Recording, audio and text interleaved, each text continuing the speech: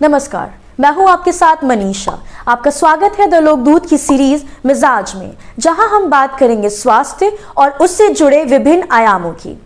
महिलाओं के egg release और पीरियड्स के बारे में तो सभी जानते हैं कि ये कैसे और क्यों होता है, लेकिन क्या आपने कभी सोचा है कि पुरुषों के लिंग में इजैकुलेशन के दौरान क्या होता है? आखिर क्या होता है उनके शरीर में कि सेक्सुअली अराउज्ड होने पर उनका पीनस इरेक्ट हो जाता है? आज हम इसके पीछे की साइंस को समझेंगे। स्पर्म टेस्टिस में बनते हैं, जो कि स्क्रोटम के अंदर पाए जाते हैं। टेस्टिस के ऊपर एक कॉइल स्ट्रक्चर होता है जिसे एपिडिडमिस कहते हैं। इसमें टेस्टिस से इमेच्योर स्पर्म पहुंचते हैं, जो वहां कई दिनों तक स्टोर रहते हैं।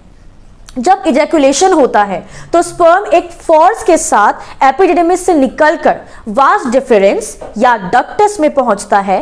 डक्टस के जरिए स्पर्म सेमिनल वेसिकल्स के बगल से गुजरता है। आप डक्टस को साधारण भाषा में पाइप की तरह समझ सकते हैं।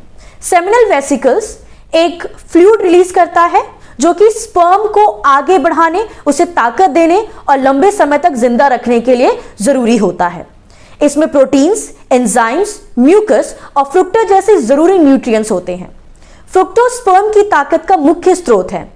सेमिनल फ्लूइड सीमन को एल्कलाइन बना देता है, ताकि वजाइना के एसिडिक माहौल में वो उसको न्यूट्रलाइज कर जिंदा रह सके, एग को फर्टिलाइज करने के लिए।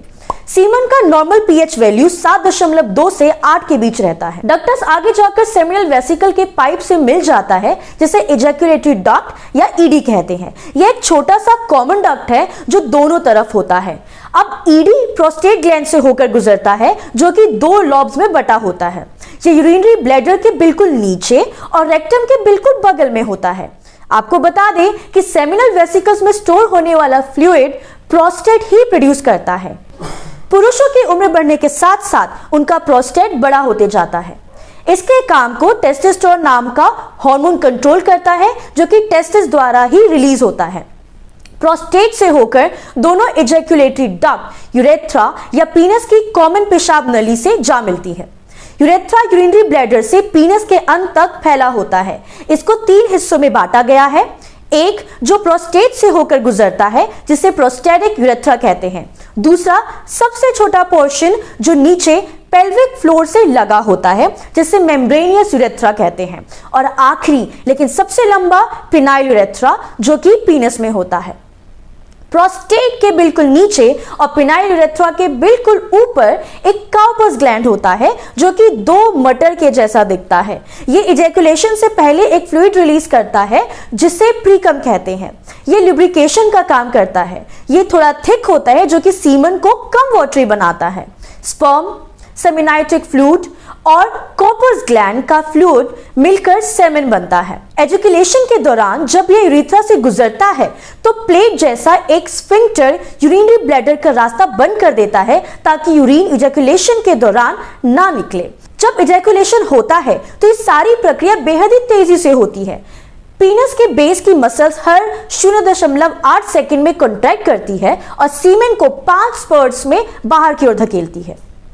ये तो थी इजैकुलेशन की प्रक्रिया।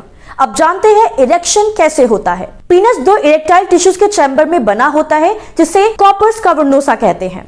इसमें से ब्लड वेसल्स गुजरते हैं। पीनस के बाहरी लंबे हिस्से को शाफ्ट कहते हैं और सबसे आगे वाले हिस्से को हेड या ग्लास। पुरुषों में सेक्सुअल अराउजल के दौरान नसें उनके पीनस को उत्तेजित करती हैं। इसी नस और दिमाग के सिग्नल से कॉर्पोरा कैवर्नोसा टिश्यूज की मसल्स रिलैक्स हो जाती है, जिससे उनके अंदर खून का दौड़ाव बढ़ जाता है। खून के इस अंदर की ओर दौड़ाव से पीनस एक्सपेंड हो जाता है। कॉर्पोरा टिश्यूज को ट्यूनिका एल्बुगिनिया नाम का एक मेम्ब्रेन घेरे रखता है, जो उसके अंदर के ब्लड को ट्रैप कर लेता है।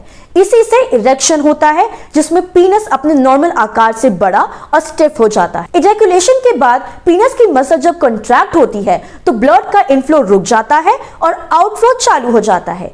इस तरह वह फिर अपने नॉर्मल स्ट्रक्चर में लौट आता है। मिजाज में आज के लिए इतना ही। ऐसे ही मजेदार जानकारियों के लिए सब्सक्राइब करें द लोकदूत।